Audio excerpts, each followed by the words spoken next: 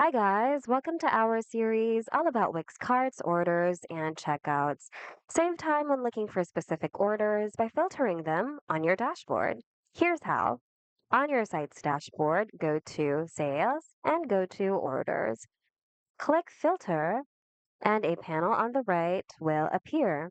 You can filter your order by the date it was created, their fulfillment status, the exact product name itself, payment status, delivery method, etc.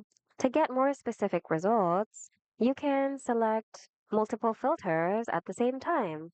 The filters you selected will also appear here at the top of your order list. And if you'd like to clear your filters, you can click Clear over here. Those that match your filter will appear here on your list as well. And that's it for today. That's how you filter your orders to help you quickly get to what you're looking for.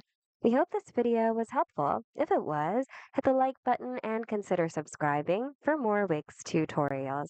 Thanks for watching. See you guys in the next video.